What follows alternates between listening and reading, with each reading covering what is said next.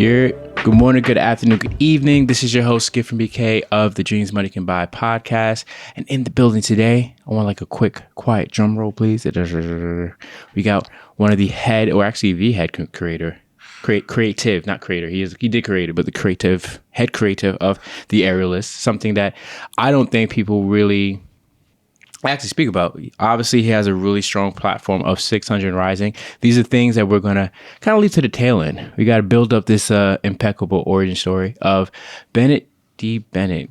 Woo! Clap, clap, clap, clap, clap. How are we doing today, Bennett? How are you feeling? We are in the building, finally. Oh my gosh. I know, right? This is easily the loosest I've been on a podcast because I always have to be, I don't want to say have to be professional, but it's like I'm around professional peers. Like you and I have known each other for the better part of like 15 years. Yeah, 15 years, 16 years. Yeah. 16? 16, yeah. Or 17? I mean, we're not mathing. We're not math people. We don't need to be math people anymore. We just do it. But no, it's a pleasure. And I think when it comes to what you do right now, when it comes to the kind of like marketing, advertising, kind of like pushing, the agendas of concepts and ideas and, projects visually, a lot of people will not know that certain things behind the scenes you've been a part of when it comes to marketing strategy for some projects that have come out with some talented, entertainers, personalities, brands. So there's not just limited to one scope, but to numerous scopes, right? Yeah. But before he was this guy, Bennett, was a songstress. He was a writer. He was crooning over these very confusing ladies because women are very confused. They don't even know what they want to eat. Just writing like songs on Facebook. Songs on Facebook or like Skonex or like MySpace, all those stuff. So let's go back to young Bennett, child Bennett. What is Bennett doing when he's growing up in grade school? How is he surviving right now? Man, I feel like I have so many conversations with my inner child, and I remember grade school. I was just reading, man. Okay. I was reading. I actually had a speech impediment, and it was never knew that. Yeah. So I was in ESL. I went to Catholic school before, for kindergarten, first grade, in Rockaway, in Far Rockaway, where I'm from. St. Mary's, Star of the Sea, small Catholic school right out there. Raised Catholic, so kindergarten and first grade, I was there, and it was just hard for me to talk because I was just always processing things, like I would just see things and words, pictures, whatever it was, and my brain would just like process it and like take so much time to do that like it would be hard for me to like catch up with my speech. So when I did end up talking, it was like words would be choppy. Like I couldn't get full sentences out because I was already like thinking through the next 2 or 3 things. So I had to be in ESL for 2 years and eventually like speech therapy for another 3 or 4 through like 5th grade. So that was a whole part of my life where, I was like reading in class and people thought I was impressive, but I also just, hung out with a lot of Hispanic kids in little trailer cars, just getting my enunciation right. So, it has lent itself well to voiceover work, just like getting my... You can actually enunciate and pronunciate. It just, I feel like it came from such a, like a lot of conversations happening nowadays, like a place of trauma, being like really conscious about how I talk and how I communicate. And because speech was something that, I was picked on for, or just like had these insecurities about, I took up writing. That's kind of how it came about. And because I always had ideas, I was like loving Winnie the Pooh, but also loving Power Rangers and VR Troopers and Beetleborgs, just like classics. Just anything that just felt extraordinary for some reason, like, beating up the bad guys. And I kind of wanted that, aspect in my life somehow. I can't explain it, but it's kind of like you went into a I don't want to say a fantasy world because these are actually projects that someone else ideated and kind of like made it real. But like when you're living in a world where you don't really have control, like you want to be in a similar world where, you know, it's easier if we can just stomp out the bad guys as if they're like hindrance or obstacles in our life to get to a higher kind of like level. So I think it makes sense. I feel like even other people that look like us, that's why, you know, black people love kung fu movies or animes or things like that, where we can envision ourselves in characters that have way more power to overcome a lot of situations that can seem very suffocating. Yeah. And I think that was absolutely the case as a kid because, you know, growing up, it was just, you know, it was me and my dad for a bit, and then me and my stepmom. My biological mom wasn't in my life for quite some time. Yeah. And, you know, my dad worked. He fixed TVs and stereos. So I was always around TVs. I was always around, like, just sound and music and all these things. And I loved it. And I just had a lot of time. You know, like, I hung out with cousins who were nearby. Like, they took care of me and stuff. And it was just, like, taking in a lot of TV Guide and Reader's Digest. Like, my dad just had subscriptions of these things growing up, and I just always read it. I just always found the act of reading and how that translates into picture. Because, you know, obviously TV Guide is just like condensed versions of what we're going to end up seeing on TV. So to see that kind of play out, I always felt that was interesting. And in Reader's Digest, like, I just learned about people, you know, how they function around each other, how they operate. And those are kind of, I always think back at like the through lines of my life as a writer and a creative and what interests me, and it's stories and it's people, you know, that's just always been the thing for me as a kid. And, you know, I was kind of an only child until my sister was born around age 6. And even then, it was like enough of a generational gap where this like inner world that I kind of like established kind of just like, it was there. And I just dedicated so much time to wanting to like be a storyteller, that, you know, kind of came in an interesting conflict with what my parents wanted from me. You know, being Jamaican immigrants, they just, they had so much of an emphasis on, hey, you need to be a lawyer or a doctor or a scientist or an engineer or something like that, some sort of stable income. So while I'm like dreaming up these fantasy worlds and stuff, I'm also going to like York College, which had this whole like partnership with NASA. So it was like, wait, when are you going to this? Is this like before high school or junior high school? This is before this is elementary school. This is elementary school. This is elementary school, like third grade. I thought he had skipped ahead of some of the things I was talking about. This set in the third grade.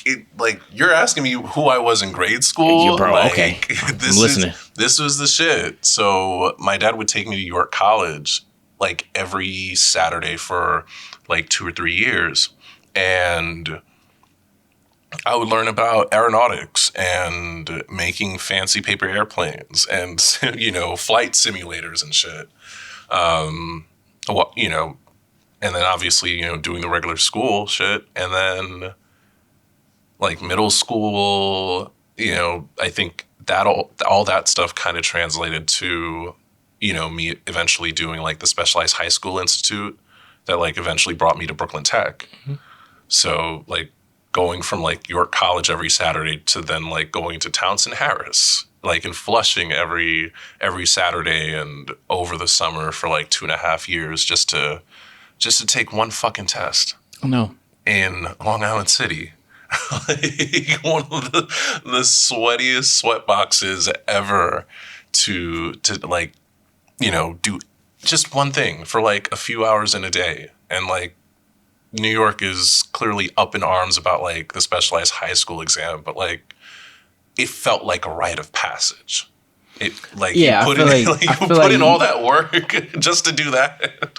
It makes sense, but I think what's interesting in just listening to your story, because you're like, we're just, you know, honing in on you, right? Yeah. So like from like what, third to fifth or third to sixth grade, you're going to York College for like the Nassau Institute thing, and then after that, you're getting ready for the specialized high school.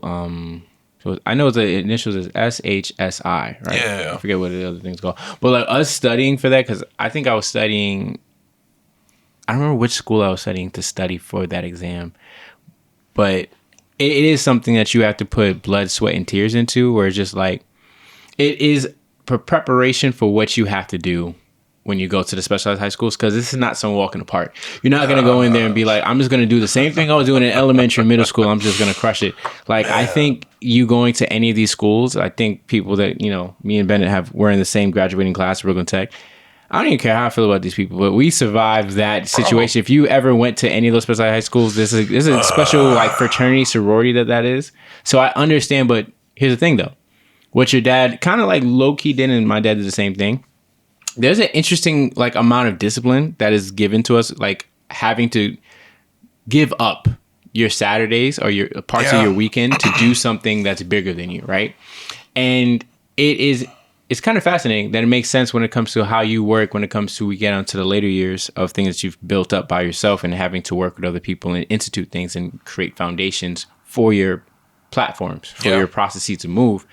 Like, it's like that thing in the back where it's like, you know, I hated every day of going there, but it's kind of like that. I think, was it Muhammad Ali or Michael Jordan? Like, I hated every day of training, but you love the effects that you get from it. Because if you didn't do it, you probably wouldn't have gotten to these places. 100%. So, how did you feel like ending off with the York College thing and eventually ending off with the special high school, kind of like that study period to get into this school, and you're like, all right, cool. This kind of makes sense of why he took me to these places. I think it was interesting because, as I kind of hinted at very early on in my life, there was always a tension between my creative side and, you know, having to train up more of my analytical side, you know, through all these programs. And I feel like the only way I could properly marry them was like science fiction, like reading science fiction, like understanding like these ridiculously massive concepts in fields like astrophysics, you know, organic chemistry, or even just the life sciences, like I can't consider philosophy one, but like sociology and anthropology, you know, how society moves and stuff. So there always felt like this tension, but like there was so much emphasis on the STEM, so much emphasis. And like, I was going to church every week, so I was singing on a choir. My mother wanted me to do like piano lessons. I'm like, I don't have the energy. It was just like, I'm taking in all these inputs at once, and it was hard. And I remember having a moment when I was at the Specialized High School Institute, like at Townsend Harris. I'm doing like, you know, we got to do like chemistry and biology and like learn about equations and shit. And I was like really, really loving the idea of becoming a writer, because 8th grade, or even 7th grade, actually. So one of the summers, I actually had a class on, like, an English class, and the project was create a superhero, give them an origin story, build them a world, build them an antagonist, build them like weaknesses, like all these things, like build a world.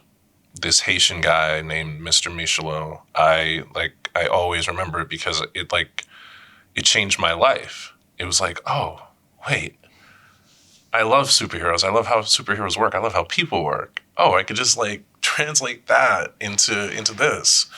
You know, it doesn't have to be so hard, but it was like the one escape I had. And then like everything else was science. And eventually, you know, get to tech and study biochemistry. But like, I always wanted to do something creative.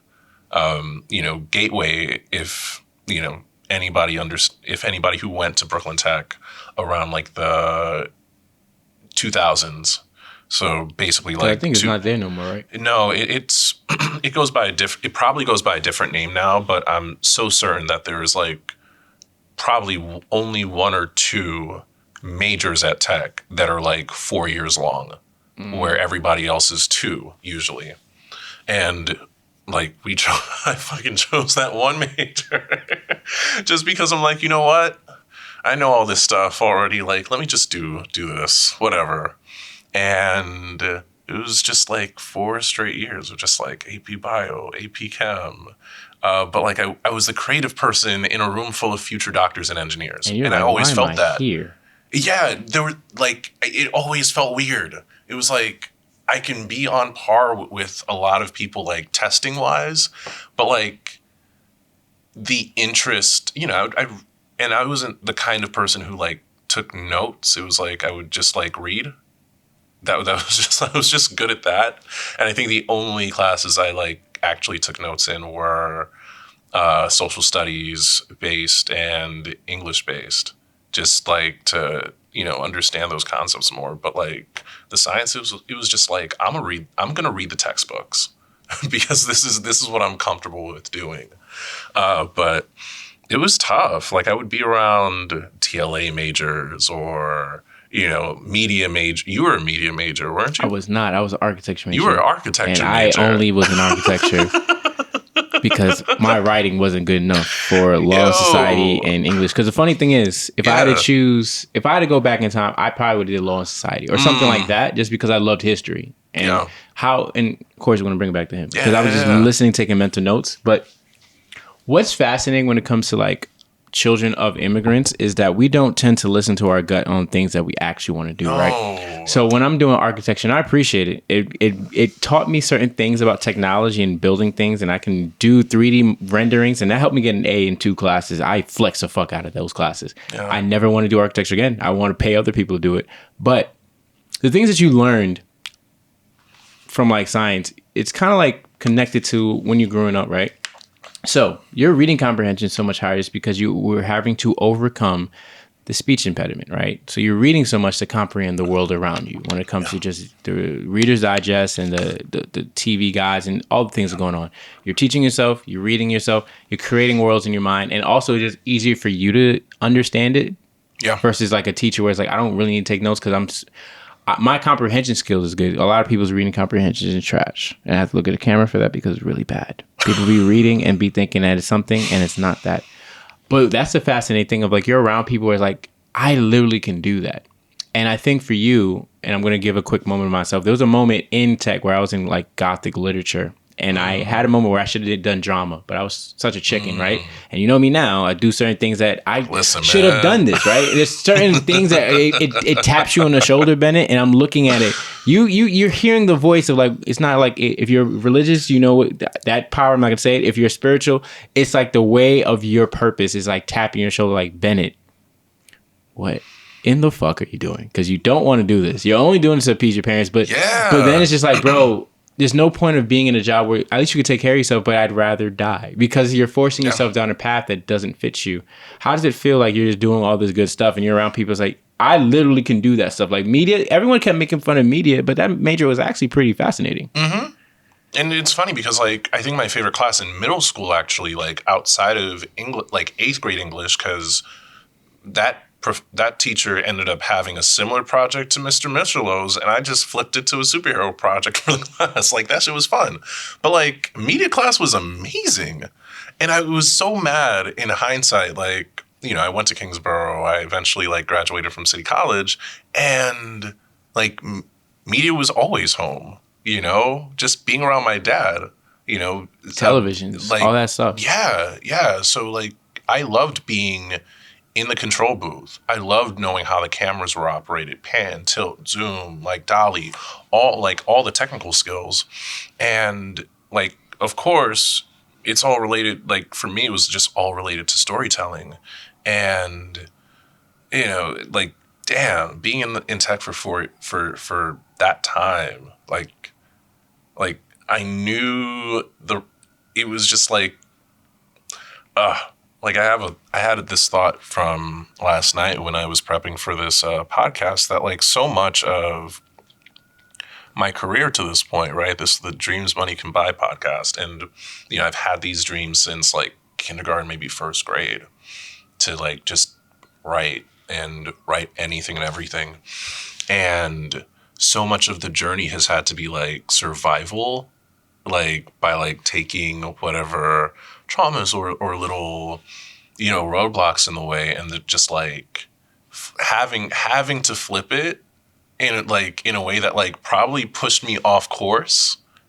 Like off course to like what I really, really wanted to do. Until afterwards, like they just knocked you back. Right. Until like I just couldn't anymore. And like I would push back against my parents a lot. Like, when it was like 7th, 8th grade and I was doing specialized high school incident, it was like, I knew, like I told them I'm doing this to make you happy. Like I knew for a fact, like it was the only thing. Like I'm doing these science classes. I'm like trekking all the way out to Flushing every weekend. Like I understand the sacrifice that like they're putting in, but it was also just like, this is definitely not what my heart wants. And like it showed in high school when like I'd eventually like been struggling in English class and ironically ended up in summer school for English. But if not for that, like I wouldn't have learned about graphic novels, It was just like I'll over-index in the sciences and like skimp on this stuff. But there was always something that would draw me back to love for the things that like I care about so much. So I want to do a quick pause, right? Yeah. Because I want to pivot because we haven't touched on something that's also really important to you. So we talked about reading. Yeah. We talked about writing, which in details storytelling, an aspect that you use writing for songwriting, right? Yes. So I think it's important before we kind of like get to professional, got to paint the entire picture, right? Yeah. And it's like that's a very important part of you, and it also helps shape your identity, right? Because when we're thinking of the things you do in the future, when it comes to voice acting, when it comes to ASMR, when it comes to other things that require your vocal capabilities, we also have to talk about that, right? Yeah. Because growing up, reading is up there. If this is like some type of superhero video game thing, reading's out of 10, right? Writing's out of 10, right? And you're using both those things when it comes to making music. Right. What helps you fall in love with music? Because I know you were watching a lot of television, reading a lot of things. How did you fall in love with music to the point of like you are expressing your own stories, not just with the pen on paper to make people read it, but now they're hearing your voice tell some of your stories that you go through? When did that happen? Wow. I think always. Good ass fucking question. It's a great question, Skip. Fucking great question. I joke to friends sometimes that like, and sometimes on dates at that like That's a good thing. That's a good thing. He's bonding. He's very not that. Hey, he's letting you in. Like the first song I ever remember singing was "Unbreak My Heart" by Tony Braxton. Oh shit, you were really going I through was it. That's And like wait, and also this is a safe place. Obviously, I'm not laughing at him because it's a man singing a woman's song, but you have to understand what that song's about. That is so much goddamn pain in that song. like this. Want to understand me? Want to understand me as a person? I was singing Cisco's song. That was the first song I was really belting my heart. Man. And clearly, you know my perverted way, but this guy, listen, I've been about the feels, man. I've been about the feels. Singing that shit in the and like her voice. I think it was not just a song. It was a voice that reminded me of mine because I was already on a choir. My dad has a musical background. He was part of us doing everything. Everything. Like my dad had a whole life in Jamaica before he came. As all parents do. He was in a ska band, had a record store in Kingston that like the big players like Bob Marley and whoever was hot in like that golden reggae era, they would pull through there. I wouldn't really know that until like I was in my 20s, but like my stepmom had me in the choir. I quickly ended up a soloist. Was my voice, vocal range wise is baritone bass. So I have pretty good range for somebody with a really low voice. And listening to Tony Braxton had me like, yo, that's like something inside me had me like, I want to feel songs like this. Like I want to just feel. And then, doing the choir thing, whatever, it was just like, all right, I'm there. I'm like practicing melody. I'm like singing every week in front of people. I don't want to sing in front of people, but you know, I'm just doing it again, you know, to make somebody happy, right? Like, I don't want to say people pleasing, but like, shit. It is people pleasing. It is people This pleasing. is what it is our like therapist would be like, Bennett, this is it people is pleasing. it is the ultimate people pleasing. And like, I didn't want to do that. Like, I knew I didn't want to do that. Which is why I felt like I had to flip something in order to like make it work for me. In tech, I think it was sophomore year, Neo came out with So Sick. The album was because of you, right? No, it was In My Own Words. Okay, because that was the one with the wearing the hat, white background. Yeah. Freaking mountains in the background. Yeah, he was one of your earlier favorite artists. I don't know if he still is, but like easily, you love that archetype of his music. There was what is it? The Year of the Gentleman? Am I Year of the mistaken? Gentleman. I don't remember these because I don't even listen to Neo like that. I was on my Drake sad boy wave over here, but he was on his I'm a romantic. I care about these things. I like. So yeah, in between like Tony Braxton and then like my dad played all this classic rock, reggae, Motown era, R&B. That was my foundation.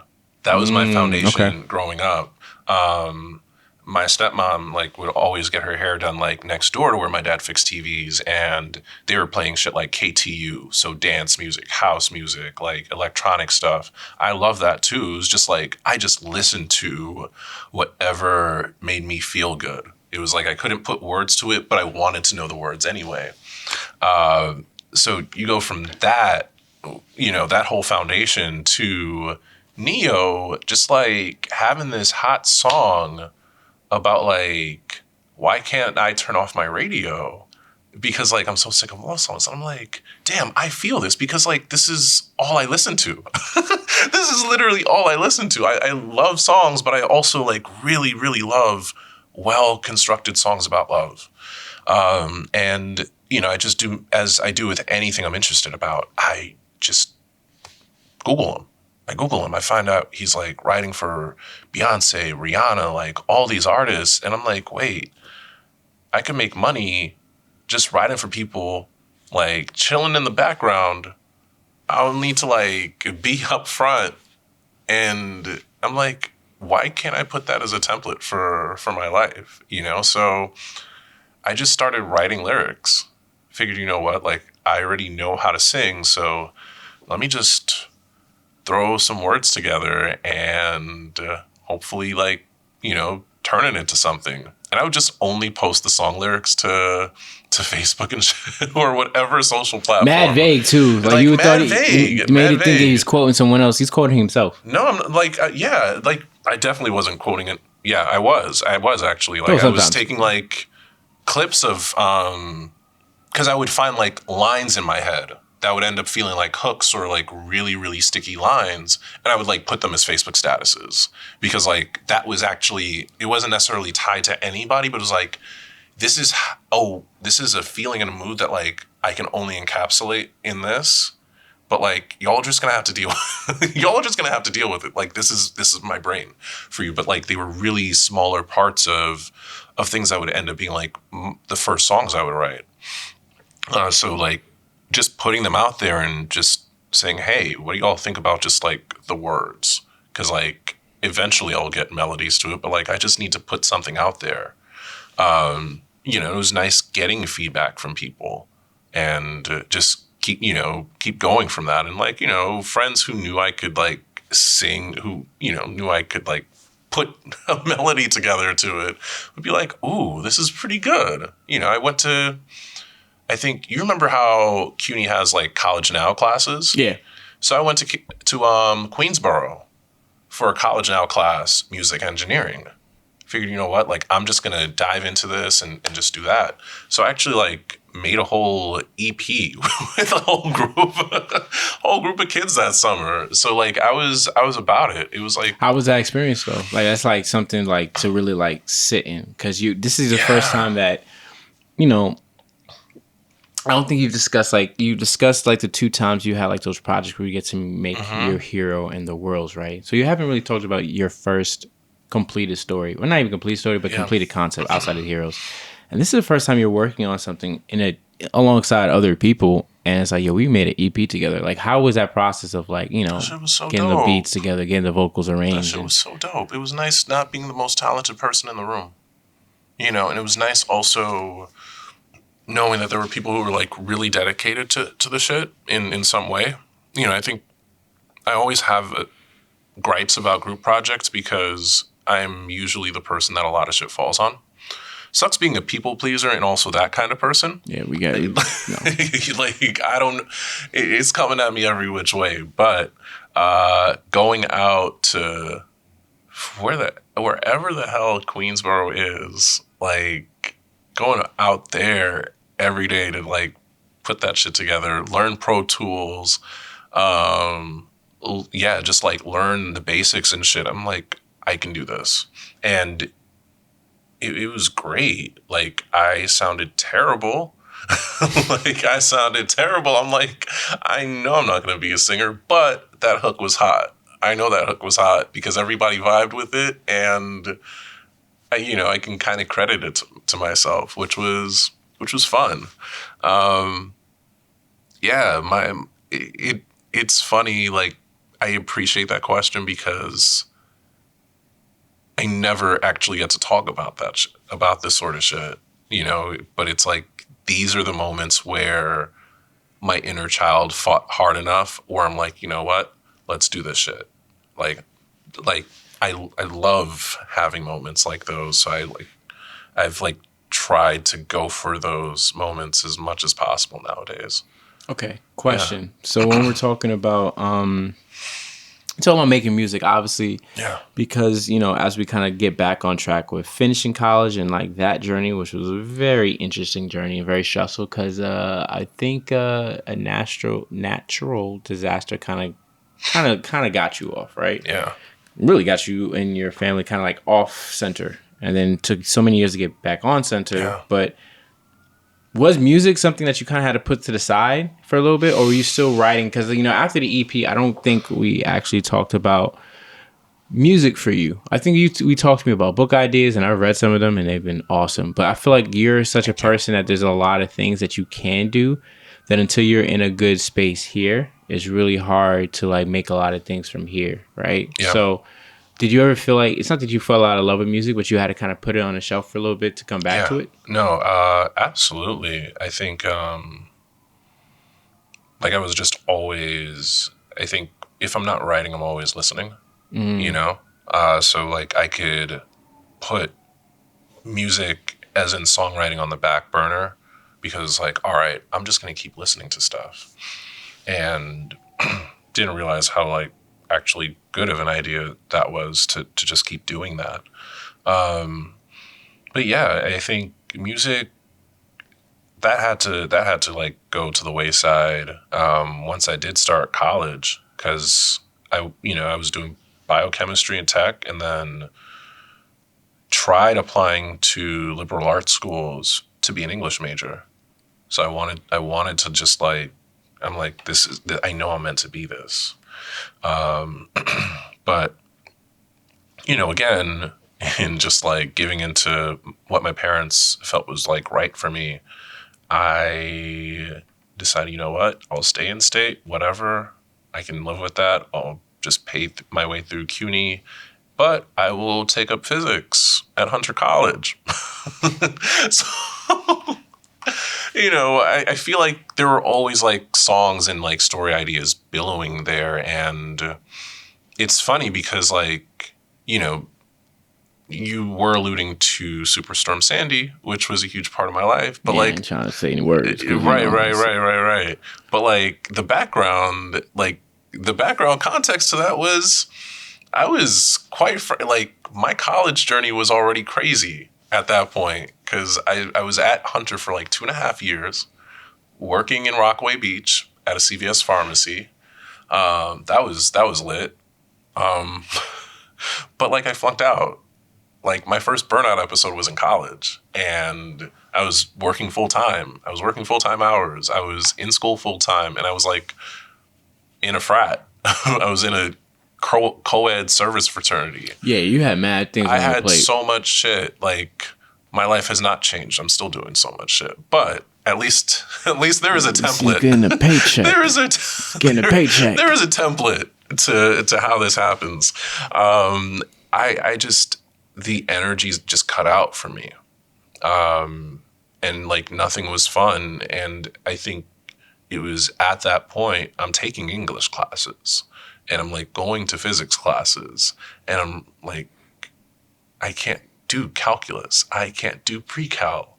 This is just way too much for me to like think about derivatives and shit. Like I love the concepts, but like I love reading Flannery O'Connor more. I love reading Ernest Hemingway. I love having deep conversations about like why The Great Gatsby was so important, you know, for its time, but also like why a Zelda Fitzgerald is probably more important than F. Scott Fitzgerald. Like I loved having those discussions. Like the semester before I flunked out, I was reading about like homegirl who has Emily Dickinson, Marianne Moore, and Gertrude Stein. Like three, I don't want to say first wave feminism, feminist poets, but they're definitely like consequential to a whole era of modern poetry.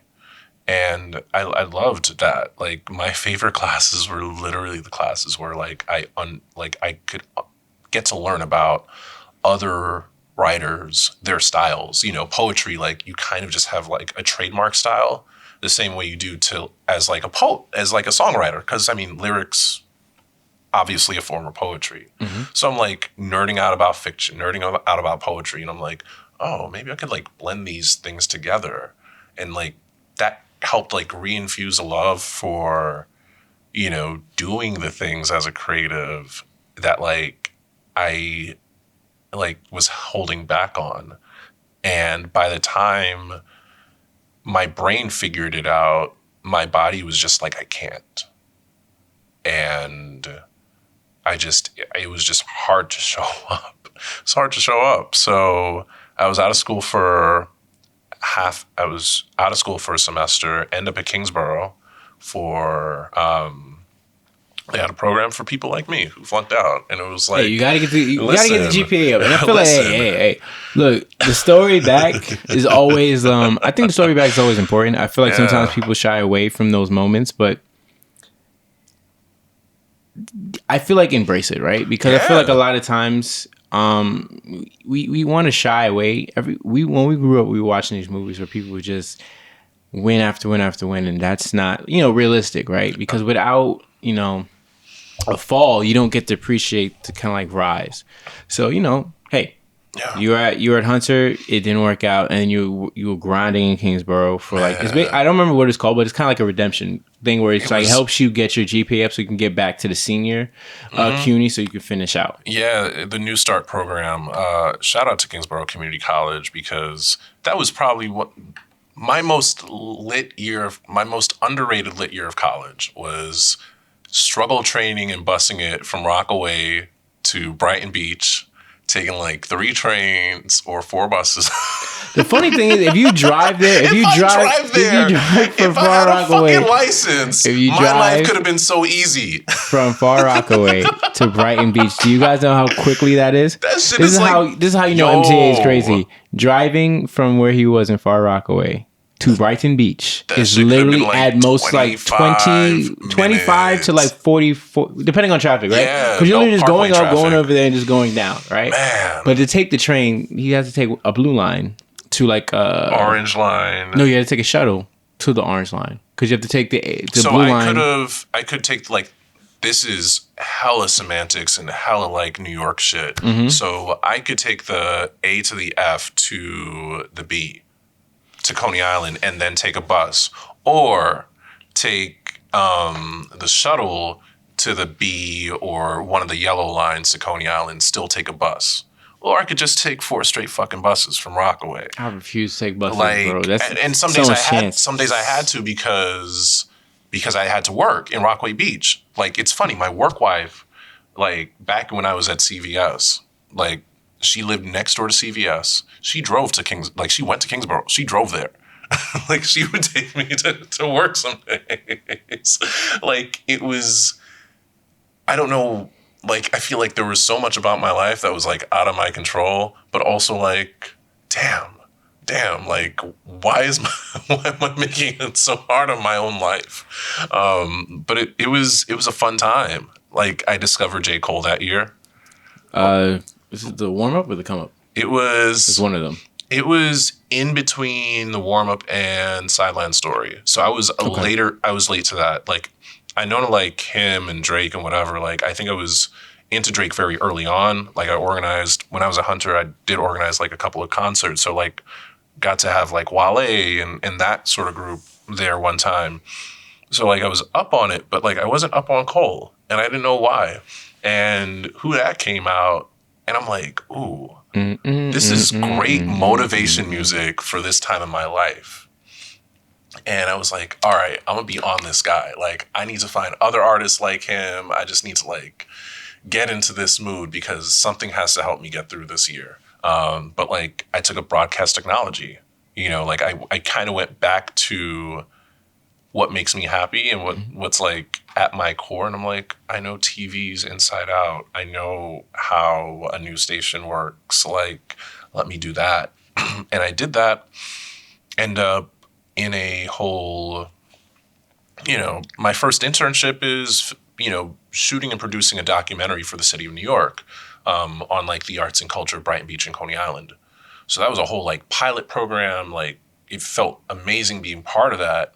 Inner child activated again. Like, did a whole thing on like the Coney Island Aquarium, voiceover for the first time.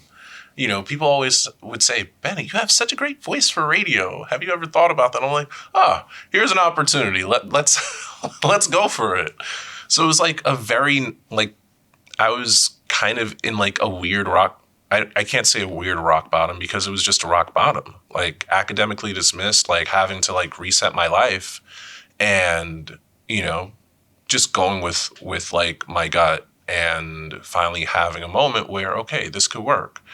This isn't like writing books, but like, I could write for TV. I could write for film, you know, like, that's great. I could write copy. I learned about advertising around that time. He said he could write copy, guys. You know what that is? Foreshadowing. That is foreshadowing, ladies and gentlemen. He said the word. Like, he said one of the two words I was hoping he was going to say. The light bulb just came off in my head. I'm like, oh, this is a great segue to copy. So, goddamn right. Yeah. Mutual homegirl from Brooklyn Tech put me on to advertising. Emmy Beth Dela Cruz. Oh, yeah, because she's a recruiter now. Shout out to you. You're fire. Yeah, so she was at FIT. She was at FIT studying advertising design, and she said, yo, I've seen your shit on Tumblr. I'm like, wait. We obviously have not mentioned the escapade. That can go for a later moment. First of all, you gotta trust my process, bro. You gotta trust it. I know there's gotta be a process. We're gonna bring it back. But I want people to understand like how you even get into like the marketing and the copy and the advertising. Because this journey is like, when you look at it, everything that you've kind of done has laid like the blueprint and the groundwork of all these skills that you either did to appease someone else and you flipped it to like own it, or like you actually chose some of these things and it's like, yo, this is type fire. And now you're doing like this and you chose this the bracket. So it's like you chose it and you got the skill that you chose, which is you owning your voice. Yeah, that's true. Like, what the fuck was I going to do after Kingsborough, right? Yeah. Like, I knew I was going to go back to Hunter, but like what was there? And it was literally her hitting me up on LinkedIn in my DMs like, yo, have you considered advertising at all? Like, I like your blog. You can write. Like, have you considered it? I'm like, no. Like, it never crossed my mind. You got to pause and talk about not everything you wrote on Tumblr, because we don't need to share everything, but like, Tumblr in his heyday was, in my opinion, the best. Shit.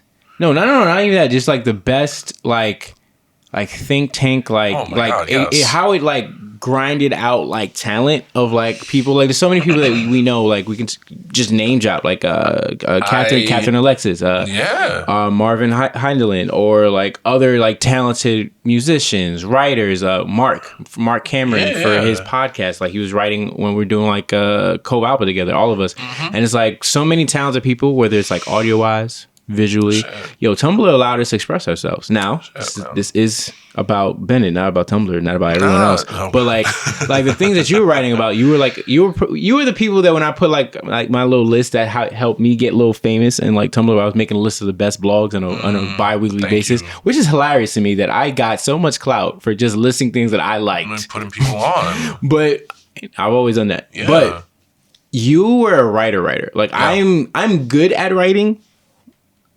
But I am lazy at writing because I didn't grow up writing. Yeah. You would write, and I'd be like, I was putting out serial ass fiction. This is a writer. I was putting shit out. Putting shit out. That was the time. That was a time. Oh my god. I don't want to be like Nori from Drink Time. Clap it up, but it's like you have to like really like give yourself kudos for that, just because of like that bag that you in that time when you like crafting a lot of stories, in addition to being present on the timeline and just having like those social aware debates, but just what you were trying to do with that. And for someone to like that we know randomly to tap you on the shoulder, which is another thing about it, it's not coming from within, but it's coming from somewhere else. It's like, yo, have you tried this pivot? And now it's like another light bulb goes off. Yeah. So I owe so much to that like just mini conversation. She introduced me to an executive recruiter who introduced me to a networking event like not too far from this location called Where All the Black People. And I was like, wait, I want to find the black people because I don't know about advertising.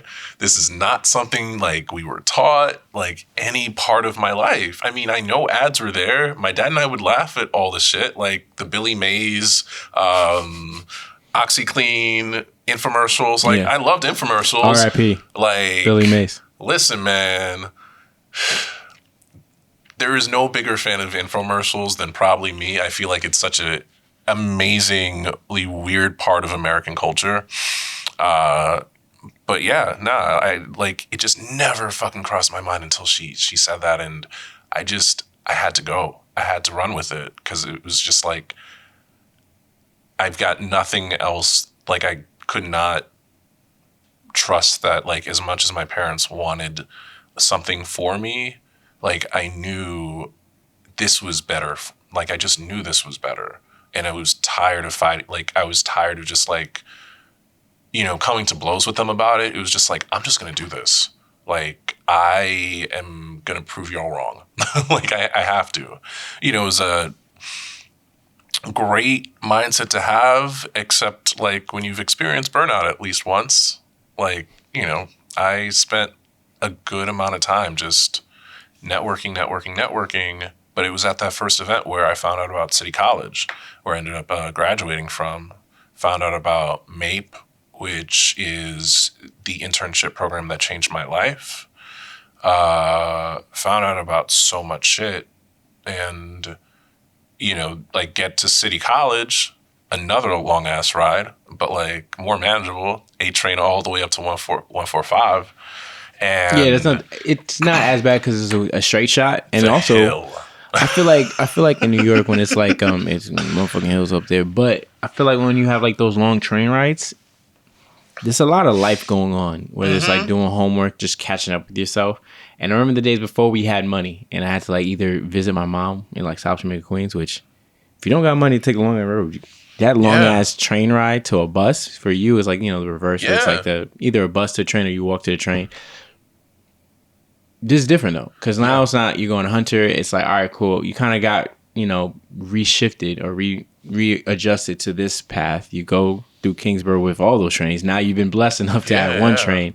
How does it feel to be in this ecosystem of finishing your collegiate life there and eventually being introduced to MAPE? And I don't know if you want to talk about what's that thing called? Is it Ad Colors?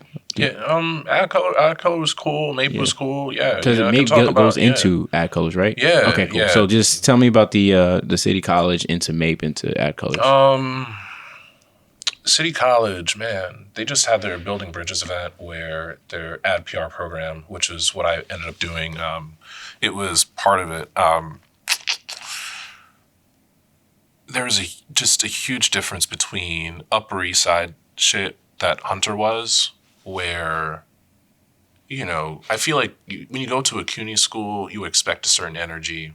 And Hunter brought that energy, you know, maybe I wasn't ready for it because it was just like a little more picturesque. You had the bridges, you had like future nurses and doctors again, whatever. But it just felt different. I go up, take that ride up, walk up Convent Ave into City College, and I walk into intro to ad class, intro to PR class, and the energy's different. It's like people with literal like jobs, paying for school, just like me. People who jumped from community college over, just like me. The motivation, like you could just tell, like they didn't know what they were in for, but like the motivation was there. It was like there was a certain level of hunger, and it kind of matched the point of my life where I was at, where I'm still listening. Like I'm walking up, listening to J. Cole every day. I'm like, all right, like let me just go, And I had like basically a 6-month head start, because like what I didn't realize was, I'm entering this program in school with people who, they just chose this major. They hadn't been going to networking events. They didn't know what this industry was about. I'm here, thinking about everybody who we graduated from tech with, who was already like a year and a half, 2 years ahead by then. I'm like, I got to catch up with them.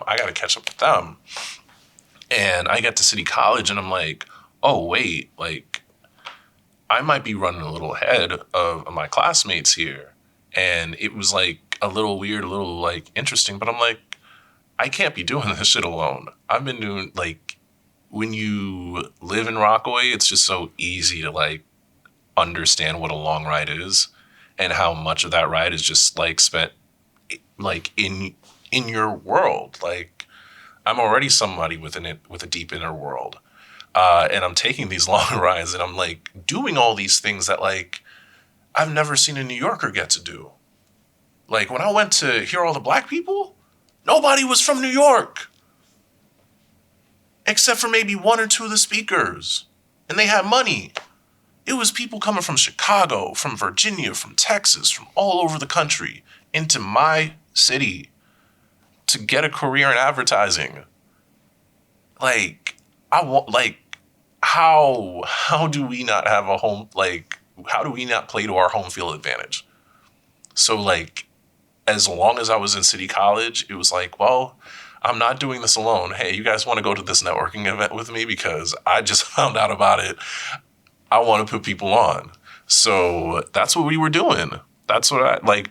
My first semester was literally my favorite semester of college because it was just like, I fell in love with this place. I'm like going to these events. Like I get to be in Midtown for advertising week. Oh, my friends get to go to like advertising week Europe. Like, and then Sandy happens. I applied for MAPE. Like Sandy happened, October 29th, 2012. So about 9 years ago. Remember the day. That's how you know it was crazy. Remember the day. Like, people never forget 9/11, obviously. There's the old folk who remember the day when JFK was killed and what they were doing. And when Sandy hit, I was talking shit on Twitter with all my people because, like, New York had not experienced a storm of that magnitude.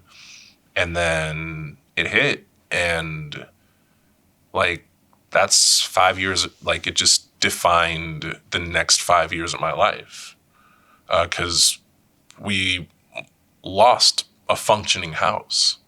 It was out of power for the first month after the storm. Mm. And just stuck in Rockaway. I was finally feeling like, okay, life is where it needs to be. I love this major. Maybe I could get a job, if I keep at it.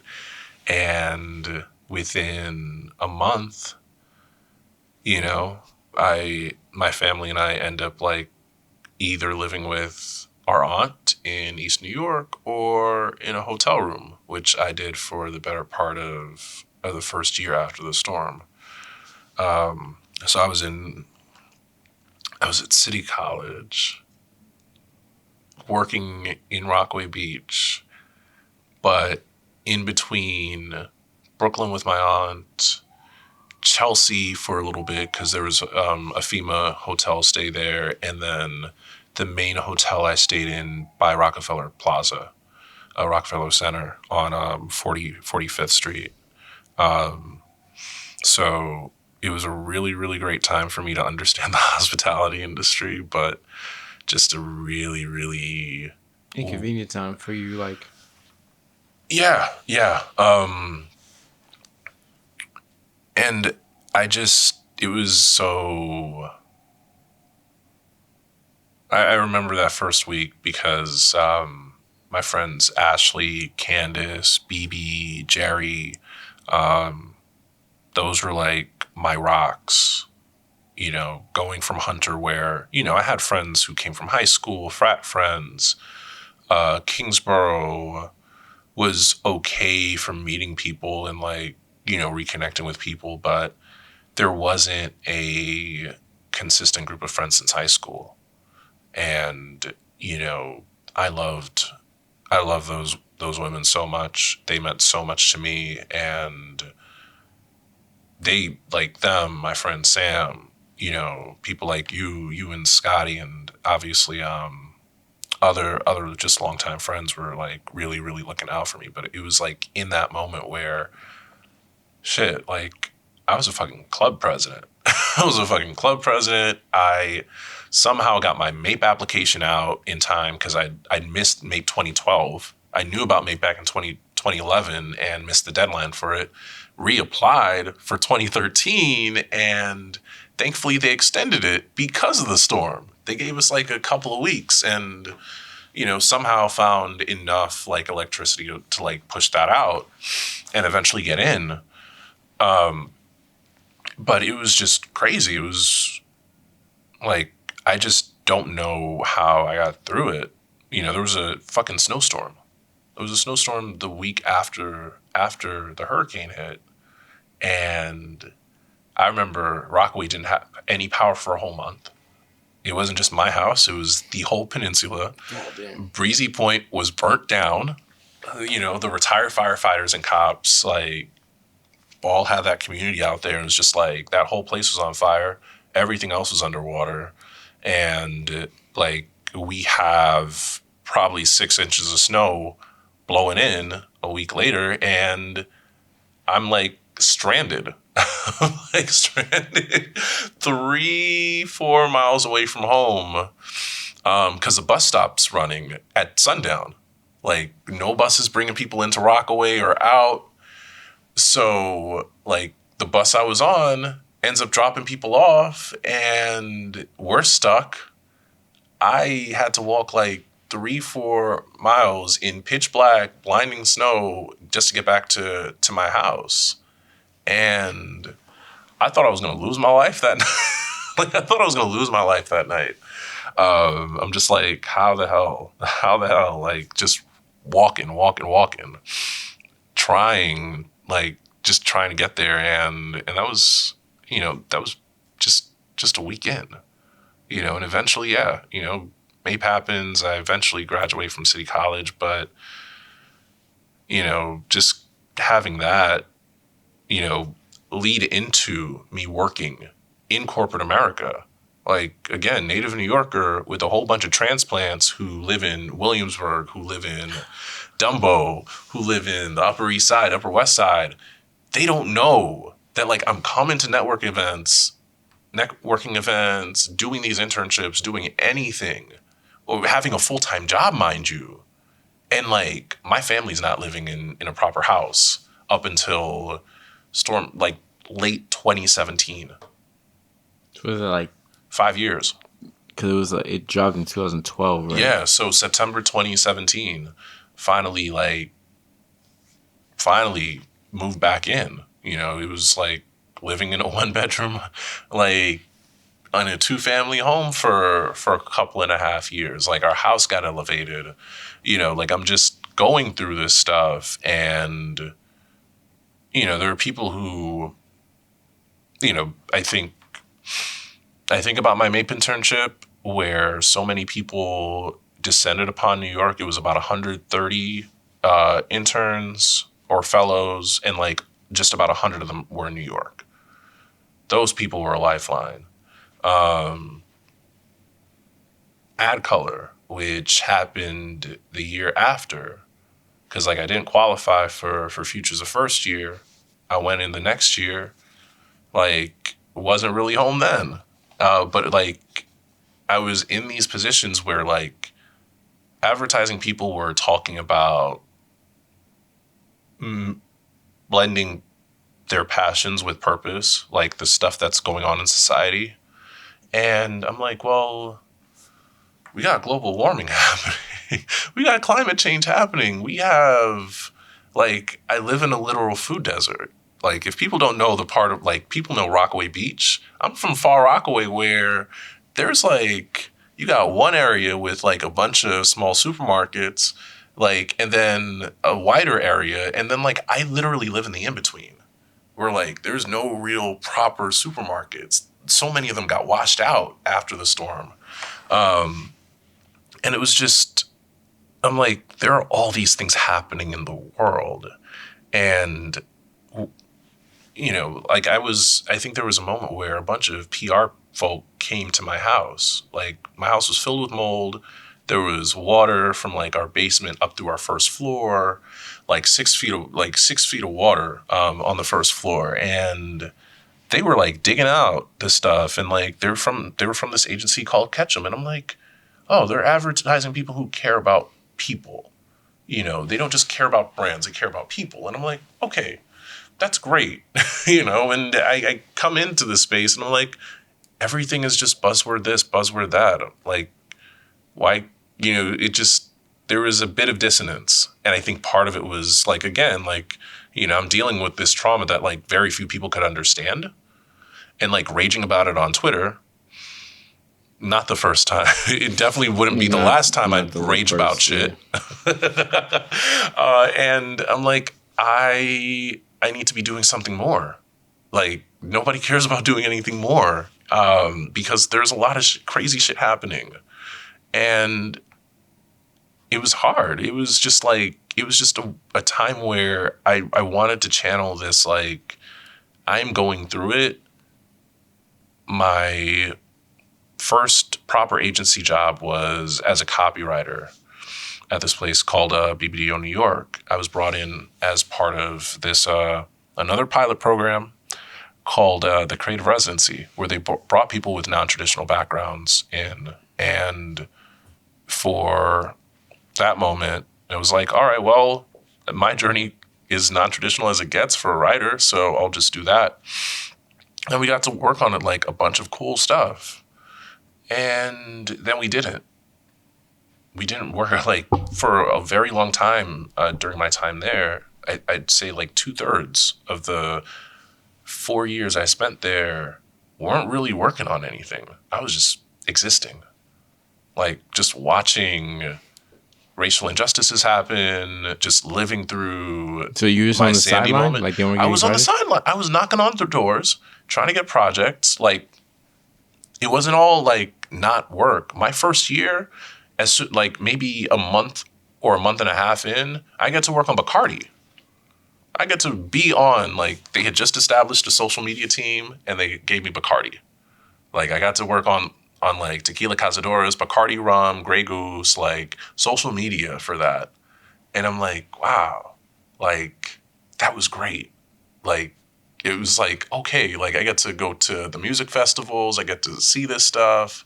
I get to like, help build out the Untamable tour, So I need to dial it back a bit because like Sandy did take up a lot, but like also like I was still working, right? My first job after City College was at this place called Interbrand. So I was doing brand strategy, like naming, tone of voice. Like I was like literally naming things. And around that time, I actually got to name a high school. I got to name a high school in Lower Manhattan called Mecca, the Manhattan Early College School for Advertising. Right. So yeah. So you know, there's like this weird like hurricane, you know, recovery stuff happening. But like, I named a high school. I was volunteering on a project with Google for a couple of years, and my first job was as a branding consultant doing verbal identity work, and that shit was like kind of cool. Wait, where was that? Interbrand. So Interbrand. because that was after PDDO, It was right? before BBDO, so it was 1 month. What about Think Code? Think Code was right after college. Right, but that was before Interbrand. Yeah. College. It was like homie Rashad goes by. He went by like Rashad Says on Twitter and Tumblr. You know, he had like this little design firm. You know, this little web design firm called Think Code, and I needed work. I needed work because I think I had lost my CVS job by then because I lost it right after, like a month after the storm. And he was like, yeah, you know, you can write blog posts. Didn't get too many blog posts down because Interbrand came right after that. And that was cool. Like I was working on the North Face, AT&T, Nautica at Interbrand, just like helping them try to like figure out messaging. Also worked on Citibank. Then BBDO New York, I basically like my first year, my hands were on just about every single client, from like Bacardi to AT&T, a bit of Frito-Lay work, a bit of like Subway. They just handled Mars, General Electric. That first year, like I got really, really, really just like my hands on everything because I think people assumed at the time I was an intern. Wow, that's crazy. Because you're Like, more or less. And I think the creative residency that we were placed in, you had 5 Black and brown people in this room getting paid $50,000 for full time, which in what, 2014, early 2015, that's not bad for a first job. For my first job, mind you. Because I think there was one guy who like was working in a pharmaceutical agency as a copywriter, like probably assistant creative director, and just no growth. So he took it. Really talented guy at that, and I can mention him later because after working on things like Bacardi for like my first 3 or 4 months, then you know it was like little gaps in between work, and then those gaps became bigger. And life shit. And not even just life shit, but just like agency shit. You know, like agencies have built out structures, especially ones as old as BBDO, where the departments are defined, the brand teams are defined, and if you're not in as a copywriter, you know, with a partner, preferably an art director partner, who are you going to work with? That was my issue. Like, not only was I partnerless, but there was no energy from the agency to give me a partner, which effectively put me in a position where like I'm just going to hop around and take whatever projects I can get, which, you know, now doing consulting is like same thing. Right. Except, you know, within a larger structure. And I didn't want that. I'm like, why can't, like, I've been here long enough. You guys like me. Why can't I be on a project? You don't have an art director. Can you find one? No, there's nobody because all the art directors are on shit. So I made friends with the design team. I made friends with the social media team and, you know, tried getting on pitch work and things like that. And eventually, like, that wasn't enough because I'd still just have so much time on my hands. So I just double down on whatever diversity stuff was out there because they were the ones giving me opportunities to be creative, be talented. And, there was probably no more pressing issue in corporate America than diversity, equity, and inclusion. So I felt like I owed it to the programs that I came out of to help try to push the needle forward and make things better, because I knew I was suffering. Does that help you like lead back to MAPE and Ad Color? Yeah.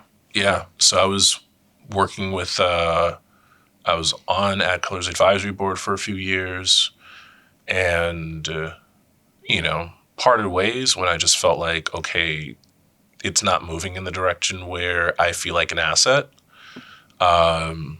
Worked with the 4As for their high school initiatives, which, picked up steam. It's, here and there, but like just allowed me to be on the ground with the high schools. There's one in Canarsie called I Am, the High School for Innovation in Advertising and Media, that opened the year we graduated from tech. So it had been around from like 2008. And then it got renamed. Yeah. So Canarsie turned into a whole campus high school. Yeah. And then Mecca, which that had opened, if I named it in 2013, it opened in 2014. So yeah, that's been around for like 6 years. Like I've seen the first few graduating classes from there. I've helped these kids like, see agencies and compete in like real advertising pitch competitions for like Body Water and LG, just like these major freaking brands. And, that stuff was fun. I think the most fun I've had, like putting in volunteer hours, was literally with the high schools. Because I think at the moment I found out that like, oh, advertising's a thing, I wish there was a high school for advertising it. Because then you'd be like having visibility. And not necessarily visibility. I think it would have resonated with me. I think the best part about being a one-time physics major is like holding on to the buzzwords of that craft. Like, and resonance is absolutely one. And it's also a big-time advertising buzzword, resonance. And, I don't regret tech, but damn, I would have loved to be at a high school, like learning about like. But that's how you set the tone. You got to go through it so the other people after you can have it better. Yeah, I love it. I love it. I love the kids at Mecca. I love the teachers there. Some of the best in the space. But yeah, BBO was good until it wasn't. And then you had to transition to the drum. Yeah. It got to a point where I just, I came in with barely a portfolio. I had writing samples. And when I got to the point where I was ready to leave BBDO, I had like maybe some campaign work. I'm like, I know I worked on these brands, but like there was nothing in that book that could tell an agency recruiter, hey, you can be a senior copywriter. It didn't matter what like volunteer work I was doing. It didn't matter like how good of a citizen I was to Madison Avenue. Like my portfolio is my only way to determine my worth. But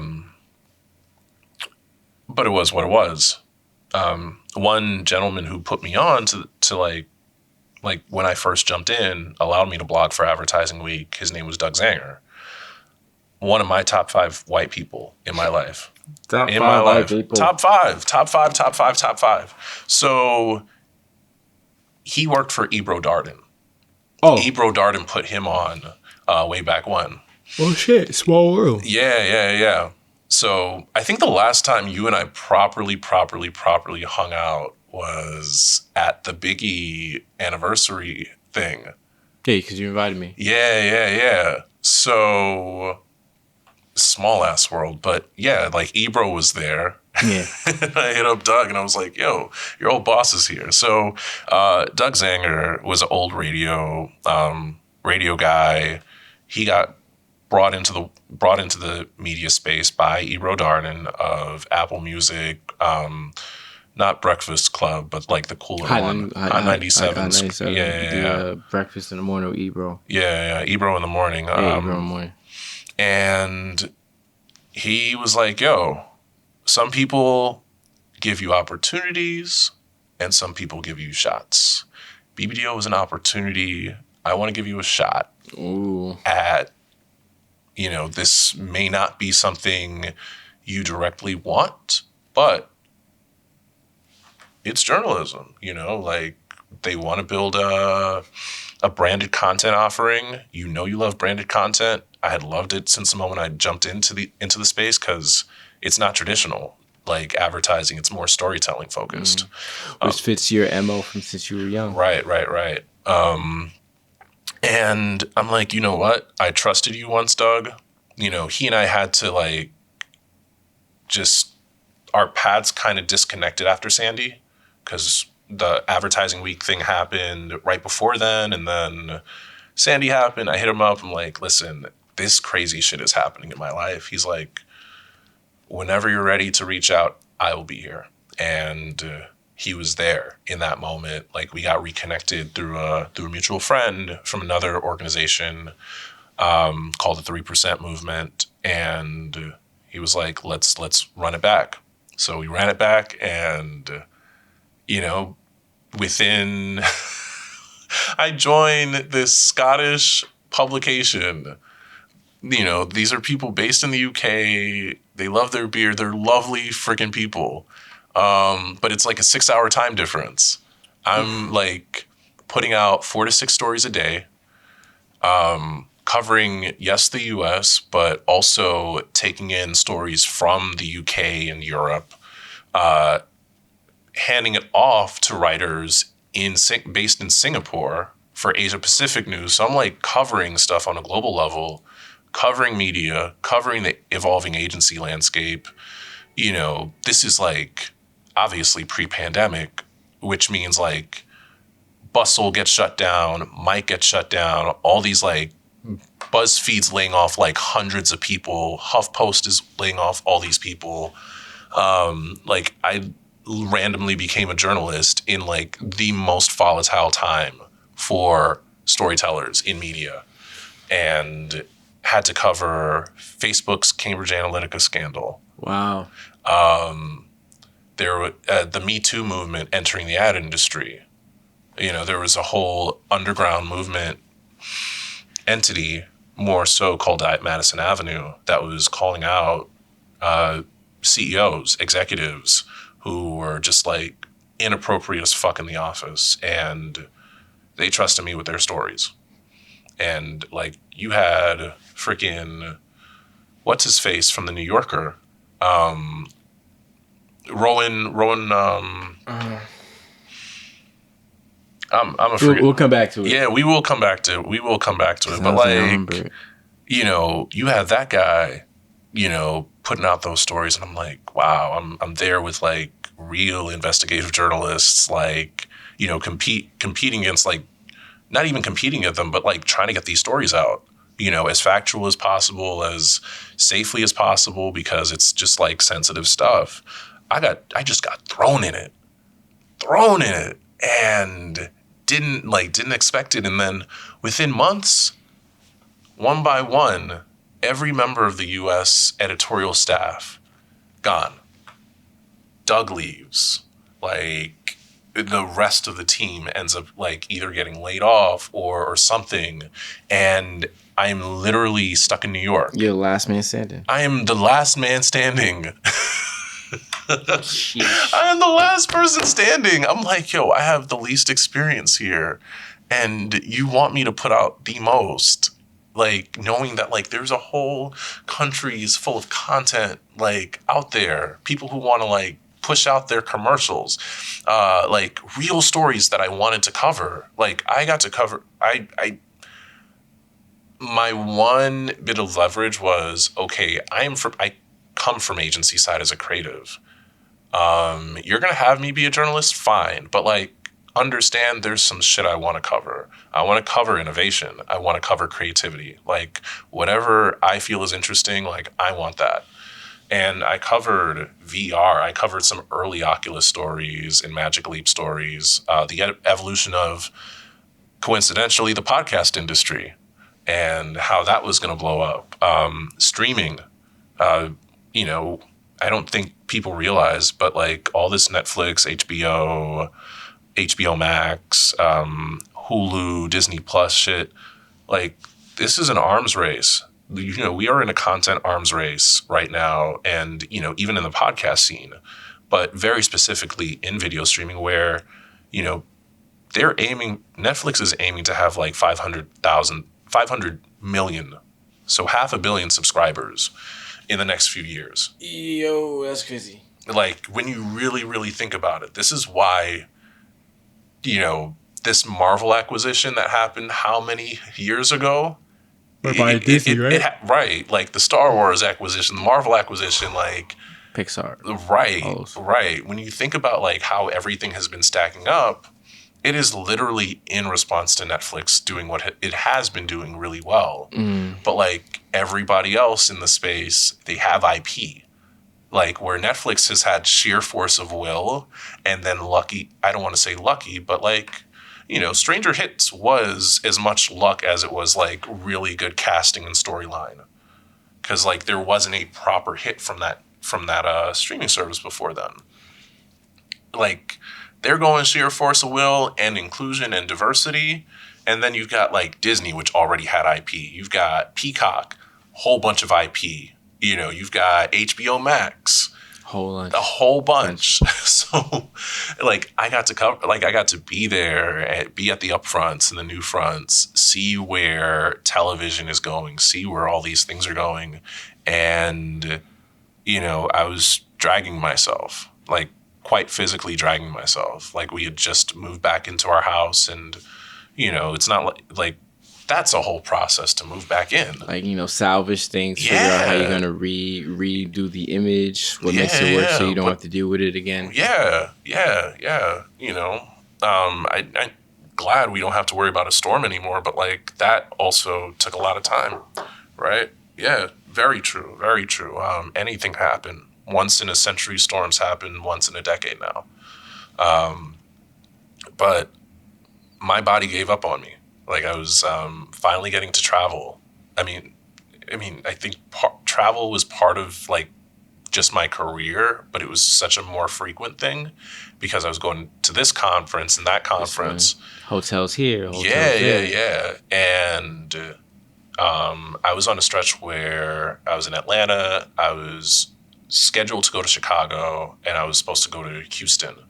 So I go to Houston, a conference there. That was great. Go to Atlanta. I'm a little more tired, but that was great. I go to Vegas, and I wake up my first morning there. Like I got there pretty late at night, you know, just walked around, didn't do anything too crazy. But the morning I woke up, I just got all these messages from people, whether it was coworkers on Slack or PR people who were like waiting for stories to come out, or just like general like family and friends. And the first thing I want to do is like write, you know, or just like, you know, type out an email or something. And I couldn't move my right arm. I couldn't move it. Like it just didn't want to do anything. Like I could move my left, but like somehow there was no will. And I'm like, I've never experienced that in my life.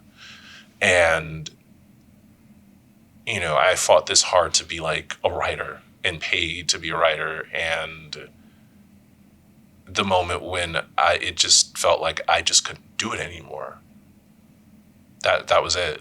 Like I called my dad, like Bellagio Hotel, Dream Hotel. I'm a big fan of the Ocean's 11 franchise. Like, I would love to pull off a heist one day, right? Got to figure out a way to redact that. No, I mean, he talking about probably means inner child talking. But I couldn't write. I was done. Like I'd committed a lot of time to diversity, equity, and inclusion stuff. Like I just tried, and it didn't feel like there was movement there. I was obviously in such an uphill battle. Like at this job because there was nobody left on my team.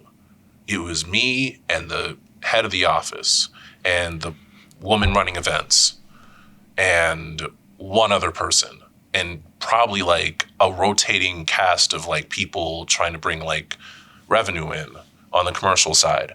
And I couldn't support them. I could barely support myself. Obviously, like, I felt like my time working agency side was over too. Because, like, I spent another year not working on anything creative.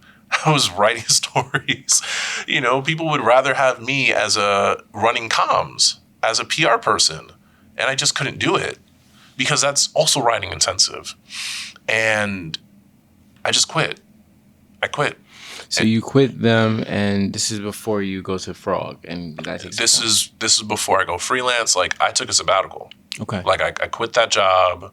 I still ended up going to Chicago because I had to moderate a panel at a conference about gratitude.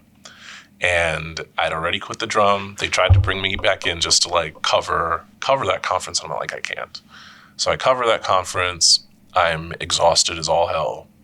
And listening to the stories of three amazing women in the industry and, all the people who, helped them, especially in like crazy ass moments in their careers. And it was humbling.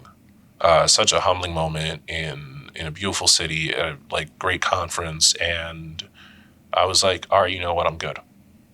I did all I can. Like, there's no energy left for me to put back into this space. And I just want to like get to a point where I can fall back in love with writing again.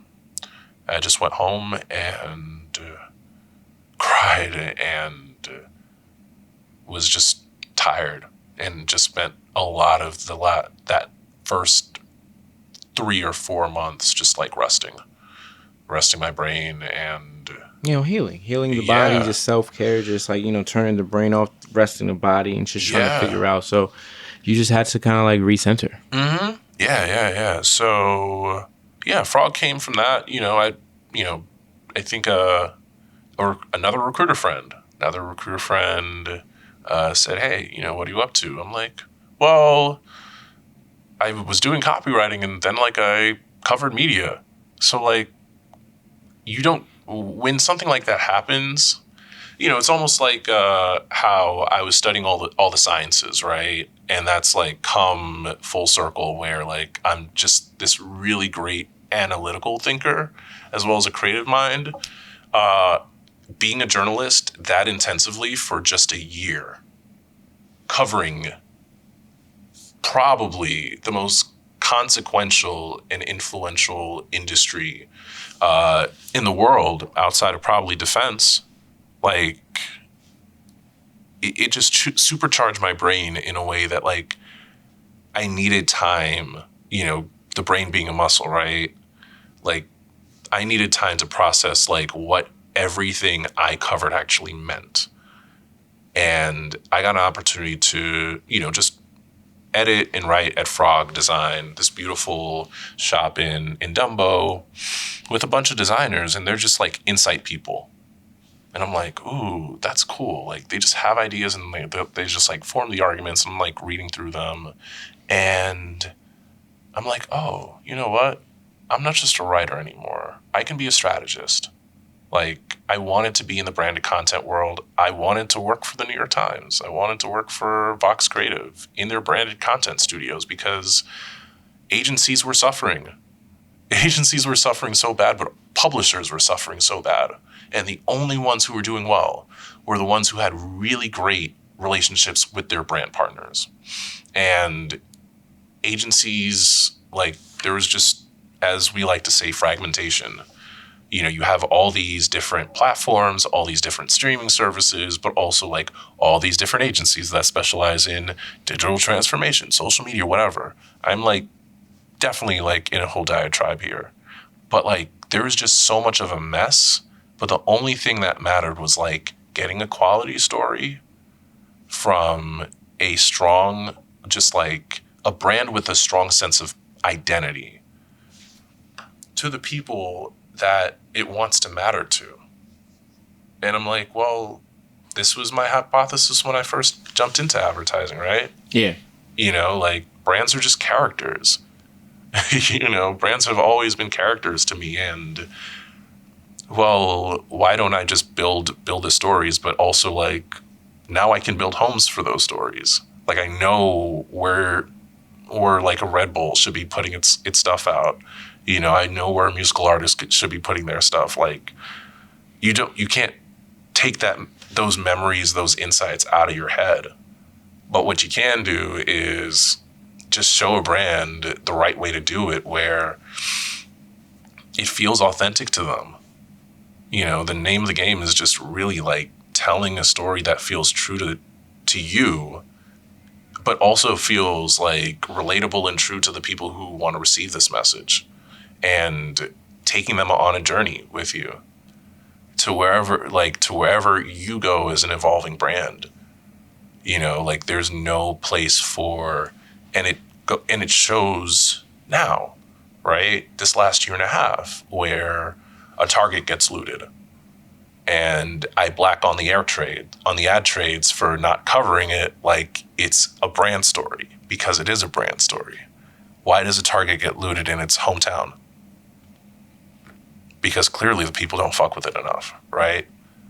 Like, it was just such a moment where I'm like, all right, Frog's gonna last, and it lasted a month. And like a couple months later, I worked at a multicultural firm, and it was just like, all right, I'm getting these little bits of work here and there.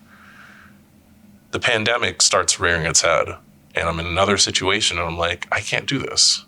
Like, I need like some sort of stability, like, even if it has to come from myself. And last Building year, blocks of Aerialist. basically, and you know, Aerialist was always a goal for maybe a little bit further in my career, but like a lot of things, it was like, well, I've been rebuilding my life for how long now? Like, this is probably the next survival step for me, you know, just building this out, because, you know, the pandemic started, people were home, people were getting laid off, like, almost instantly. And I'm like, you know what? I can't fire myself. So why don't I just commit to this? So that was my birthday gift. Like, my pandemic birthday gift last year was file an LLC and put the one name that I would want behind it. And Aerialist was that. So, you know, long story short, Aerialist is a storytelling consultancy. I mean, I don't really want to say long story short, because we haven't really talked about the code name of Acecapade, and we haven't talked about Airless as a long-term thing. Is that like names of like superheroes that you did before? Or like strong leading characters? Because I feel like Airless and Acecapades is something that's been connected to you forever, because you like aces. Yeah. Aerialist was, my first username on AIM was Legendary List. I always love like melding words together, and like Legendary Aerialist felt cool. I'm afraid of heights, and when I first learned about the word Aerialist, I don't know if it was like studying for a spelling bee or what, but it just sounded so cool to me because it's just spelled so differently. But the meaning, you know, it's just another word for a tightrope walker or somebody that works on a trapeze, an artistic risk taker, you know, somebody from Cirque du Soleil. And I felt like risk was, I'm like, if I name an agency or do something, you know, I want that name to kind of embody it. Like, I may be somebody who, I don't want to say I operate from a place of fear, but I operate from a place of like, okay, this fear exists, but like, I want to move, like, I want to find a way through it. So you operate through tension? Yeah, I love tension. Like, I always believed in a tightrope. And that word has kind of like floated through my fiction. And we can get to that when you're ready for that. But like, yeah, it's just always been in my world and a mindset Like it's definitely been a huge mindset for me. It's just like ride with the tension, and the grounding force, or just like the force behind Aerialist, is this thought of grounded by purpose, elevated by passion, right? Like that, and that's really the through line of my career and life, really. Like just knowing that I'm just so passionate about like just all these things, but like I've also had to just like hold space to like mean something, to do things that mean something. And I think it's the tension that all brands and just like entities in the corporate space nowadays have to straddle that line. Like you want to talk about yourself that is in your highest good, but you also want to make sure that like the impact that you leave on the people that fuck with you, for lack of a better term, like you want to make sure it's genuine. You want to make sure it's lasting, and like nothing about it should be superficial at all. So that's like the core ethos to what I've been building for the last year and a half. It is by practice a mix of creative direction and content strategy. So giving you the ideas, executing on them, but also helping you think on a high level to like where your brand can go, what it can do, what can help it be like the strongest main character it could possibly be. And just also like know that like that character can like, it doesn't just have to live as a book. It could be a podcast. It could be a branded film. If you want it to be a commercial, sure, but like just have it feel consistent, have it feel true to you. So it's been, leading up to Aerialist, like I had launched a whole newsletter called Brand Plus Content, just to like dive into that world a little bit more and like help people, like same way with music, same way with, blogging on Tumblr, right? Like have people get like a chance to be in my head, because these thoughts just swirl around. So I like used it as a way to like help people make sense of things. But then I went from that to actually like helping people build things. So first project was editorial platform for the creative class and freelance community called the Rosie Report, for Marketing Services Cloud. Shout out to that team, like first team to like properly give me a chance to, take everything I learned from being a journalist and like just empower other storytellers. And, I was editor for that and passed the baton off to some, amazing people who ended up being editors in residence, so I think that was awesome, and I'm like hella grateful for that. And then George Floyd happened. And that led to a little thing called 600 and Rising. Yep, you just. I feel like I'm so glad I don't have to ask the questions. He's going into it, because I do want to end off with your stories, because you're gonna. Yeah. But I'm not there yet. I wanted to, you setting the tone with Aerialist, which goes into 600 Rising, and everyone asks you about 600 Rising. There's like an Ad Age article that talks about, future organization, stuff like that.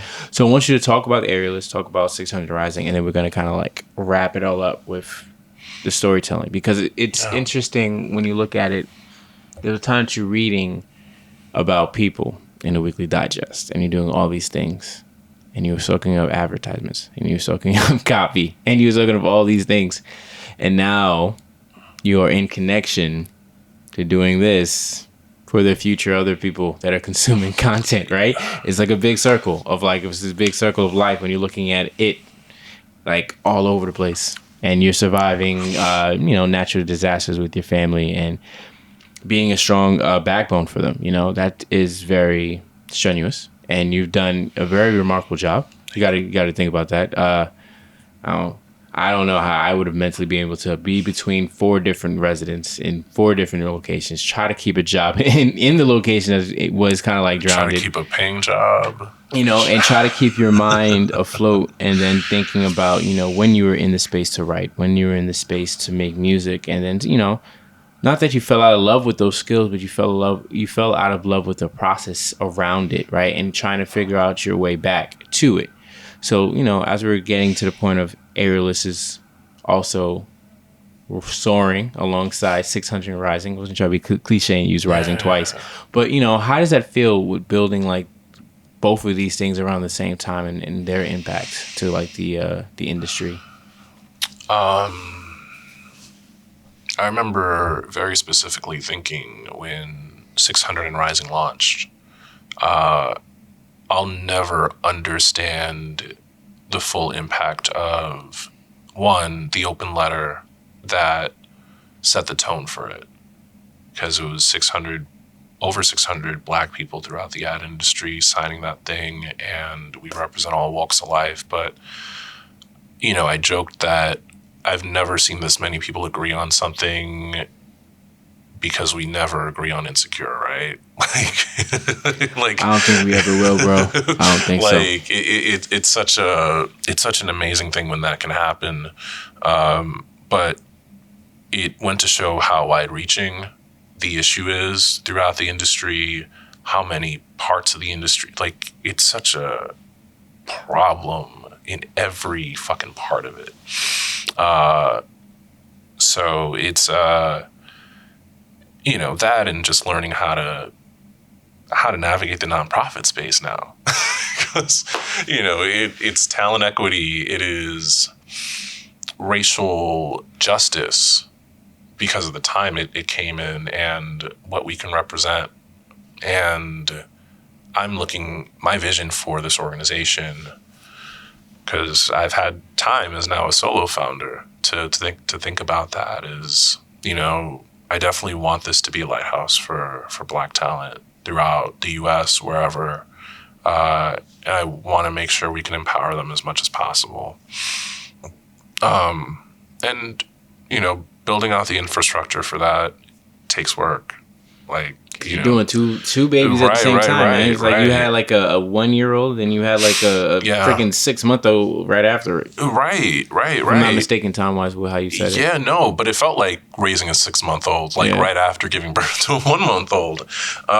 Because like Aerialistic time, it was just like I had a plan for that, and quite frankly, like, I feel like going back in the way I did was like more out of necessity versus, I want to be doing this. It was like, well, this is how I made money. But like, let me make sure this can feed everything I want to do, and Aerialist has done that. It's allowed me a chance to get back to the other stories I want to write. But, like, it's helped me with fiction. It's helped me like afford to build, like, to get songwriting software and stuff like that. But I also have gotten to like, this last 2021 especially, right before the year started, the Georgia runoff election, I worked with a bunch of creatives and launched what ended up being probably the number one get out the vote spot in Georgia, in Atlanta, right before the special election in January. So that was a whole thing. So you helped save the world? Part of a whole group of people, like, yes, I will. Yes, I will accept this. I will accept. Yeah, I'm about to say, I feel like you shy away from the spotlight, which I get it. And I'm not gonna say like it was just you, but you were part of, this push. Yeah, of always, getting it done. You know me and my relationship with like heroics and superhero stuff, which is fascinating because you love superheroes, but you want to be behind the scenes. But I also feel like so much of a team guy. Like I know what I bring to the table, but like I know for a fact I could not do, like, I only wrote I wrote the spot, but like I was creative director for it, and it was great. It was empowering, like, and I had time. I had time to do it. so it was awesome working with Black Voters Matter, beautiful community organization and political action committee down in the South that's doing really great lobbying work for the Black community out there. That was awesome. Christmas Day, I was asked by a friend of a friend if I still do writing, because when 600 launched, so much of the focus was, oh, Bennett's a nonprofit guy now. He's doing the diversity stuff. That, hey guys, I launched a consultancy. I can still write. And she said, hey, we need a creative director for Coming to America, like the sequel. Oh yeah, we can talk about it now. So I mean, that is aerialist work. I don't want to brag, but I knew about it before all you. I just couldn't talk about it. But I knew about it. So when the commercials came out, Christmas fucking Eve, I get asked to be creative director for Coming to America, and I'm like, bro, what? Like, I heard about like the sequel. I knew the sequel was coming out, and I heard there was an opportunity for it. I'm like, am I black enough for this? I don't know if I'm black enough. Man, but like, you better continue, bro. Listen. It's an iconic film. My dad loved that film. It speaks so well to the immigrant experience, especially in Queens, especially in New York. And I'm like, damn, I get to work on this. And I freaked out. And, it came back around when my friend asked me, like, yo, you want to do this? Because I heard through the grapevine. And I was like, I don't know. But it happened. And within a week, I'm working remotely with this team in Atlanta, split between Atlanta and Tampa. And we spent 4 months deep in behind the scenes footage, trailers, like rough cuts of the movie, like just all that blackness, and like translating that through social media and experiential stuff for the months leading up to the film, the global premiere.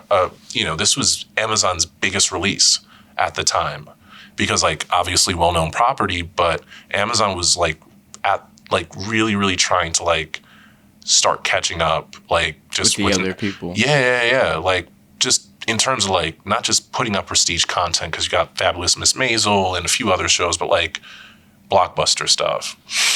And funny we say blockbuster. Right. But, so the movie comes out, and we end up having the #1 movie on streaming for 3 straight weeks. Eventually, the most streamed movie of the pandemic era. And it was all like, I want to credit so much to the Zamunda Royals Twitter and Instagram account that we built out specifically for the movie to add on to the lore and mythos of Zamunda and Prince Akeem, and the results of his sowing the royal oats, holding back from like spoilers from people. Like it was ridiculous, getting to work on an entertainment property. So that was dope. And soon after that, started working with this agency in Miami called Gut. They're international. The founders are from Brazil.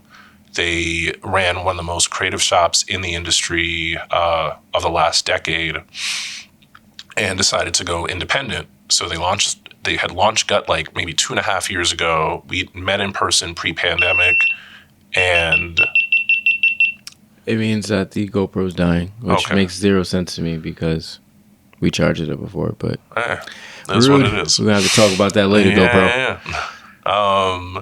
That's clearly a sign of me just my life story. My goodness. So I've been working with Gut on a brand called Popeye's Louisiana Kitchen for the last 6-7 months. I ain't never heard the full ass motherfucking name of Popeyes. We just call it Popeyes. Yeah. So I've been working on Popeyes for the last 6-7 months as a creative strategist. Like I say, I'm a creative director, content strategist, but like strategy was something like newer to me. Like I'd never had like formal training or reps in it, and they gave me an opportunity to bring those insights, bring that know-how, and also my blackness to this iconic brand that had been like already well loved within the Black community, already had like just, you know, cachet within it. And, you know, they had been doing some great work for them, some like Ivy Park spoof, other things. And my first major project for Popeyes, aside from like helping them build out their new brand messaging platform, which I feel like a lot of people will see more of next year, Meg the Stallion. I was lead strategist for the Hottie Sauce campaign that dropped a few weeks ago. So us working with Rock Nation to get that collaboration down. So many people probably know about the hot sauce and how it's on the sandwich, and you can get it with the nuggets online and through the app. But it is a 6-figure donation to some local charities in Houston. Meg gets 5 Popeyes franchises. Oh, in Houston. That's amazing. So she has 5. She now has 5 Popeyes franchises. There's an ongoing merch store with 3 different drops that started in October, goes through the end of the year. And obviously that beautiful, beautiful campy ass spot with Faux, the bandit, who ends up being Tina Snow.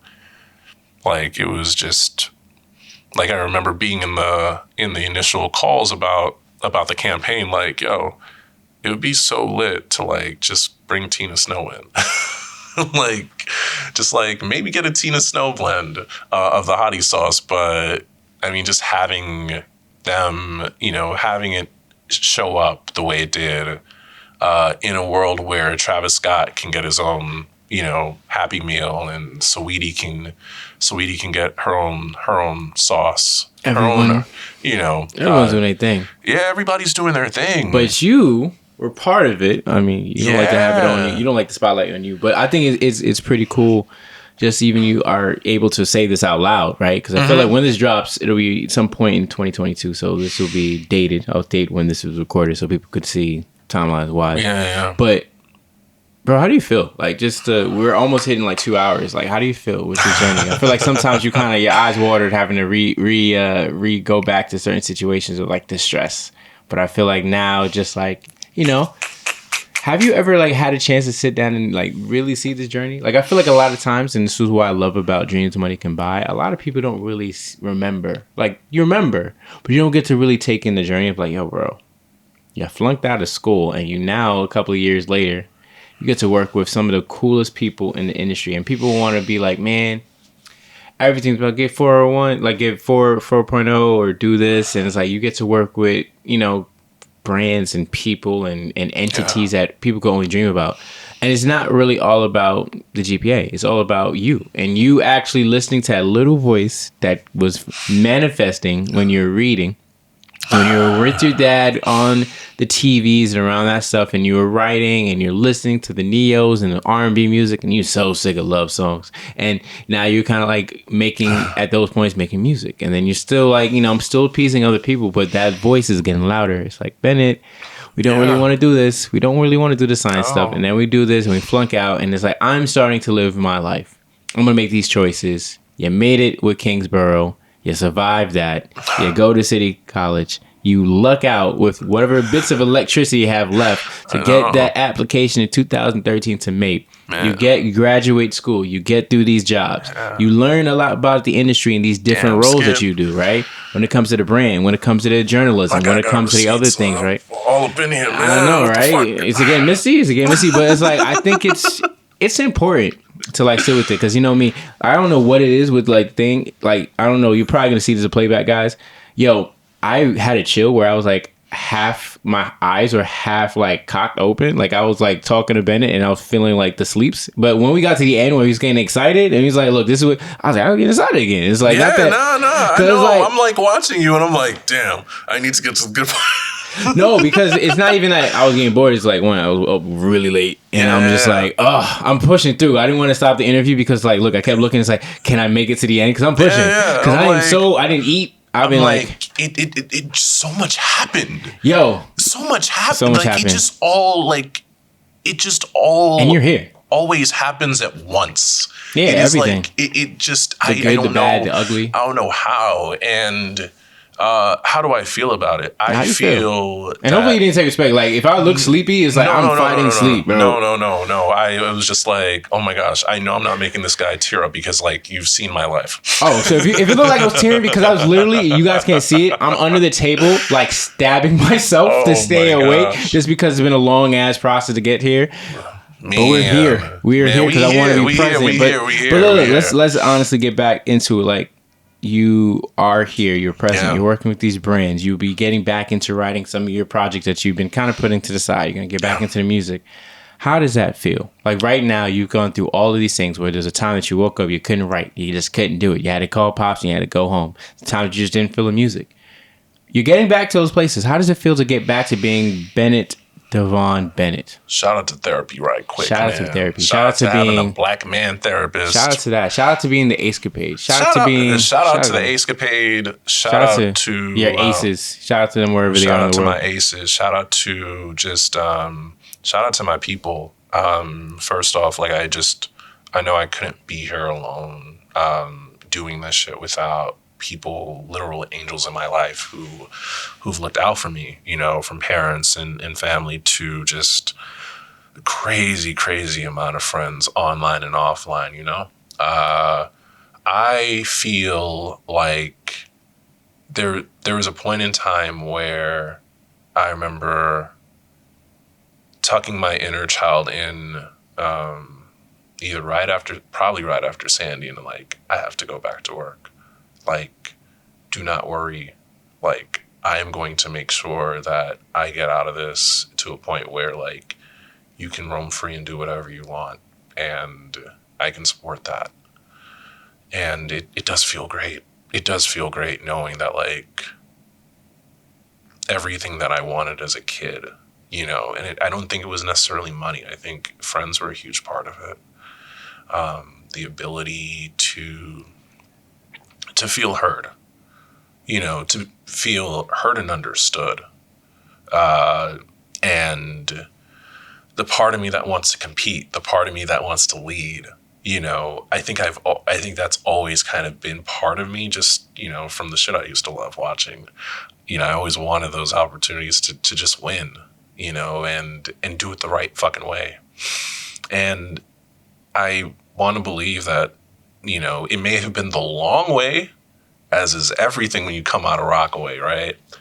But yo, you guys don't understand because this is fucking long ass train. Like, it may have been the long way, but I wouldn't change that.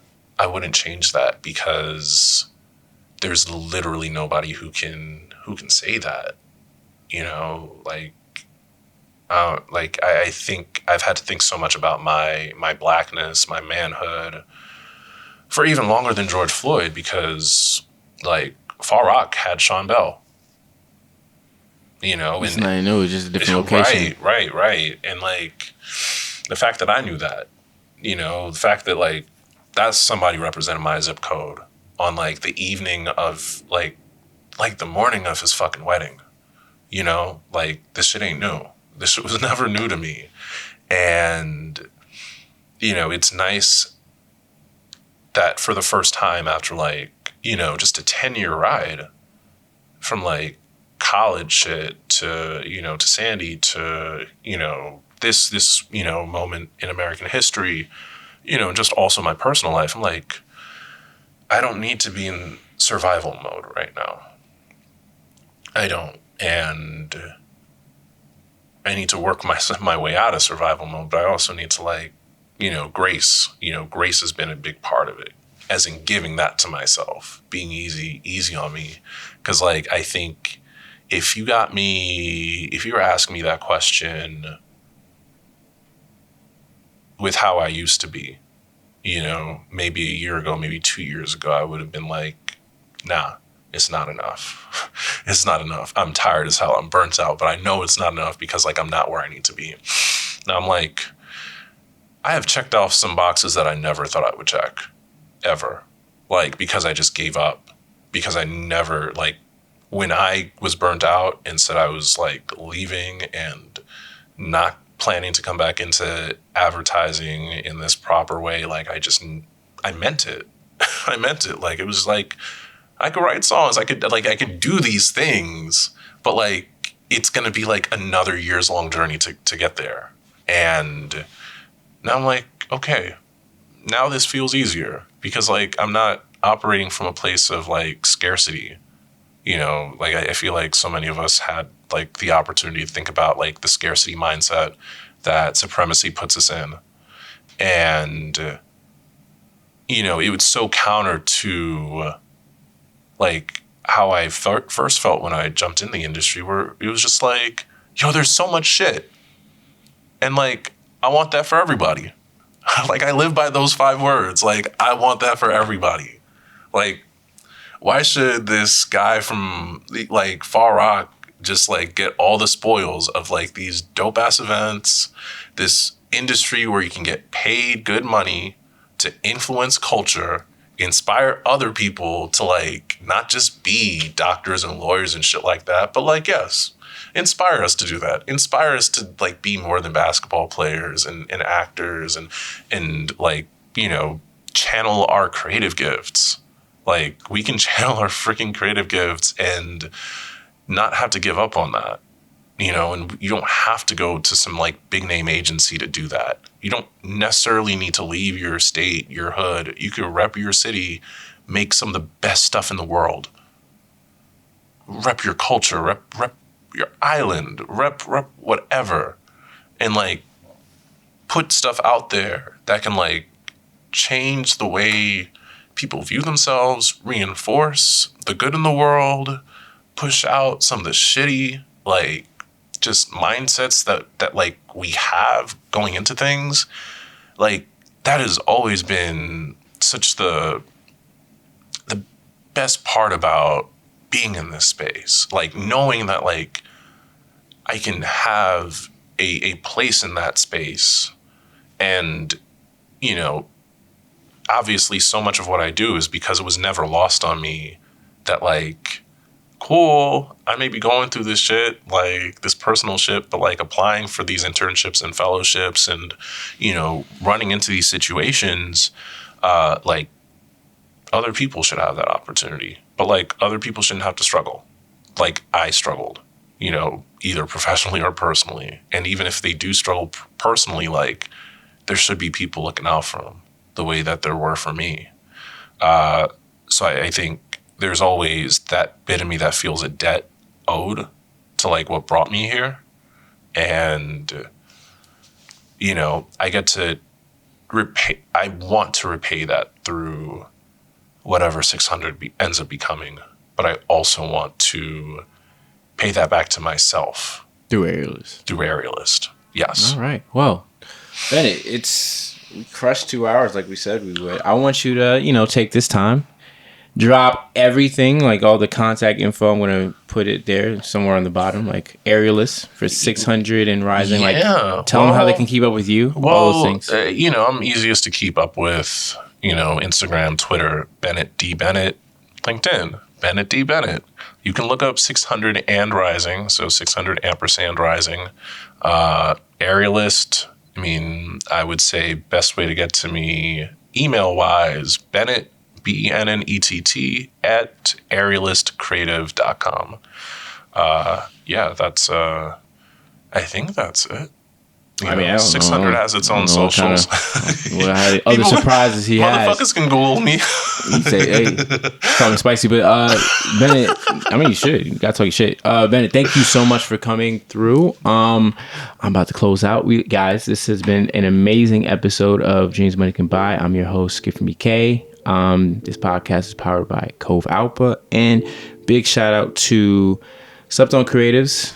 You got a lot of editing to do. So sorry. And one of the GoPros died. Shout out to the team of Slept On, man. I don't know how you're going to do that, but Jomo Katiana, Good luck. Listen. So, until we meet again, guys, stay awake. I need to take coffee because I was fighting, and also my contacts are dry, and I'm dying. So if you saw my eyes tearing up, I think the contacts are stuck to my eyeballs right now. And It's not me. I wasn't tearing up because it was impressive, but I think my contacts are telling me it's screaming. So, guys, be well, and until we see you next time, peace.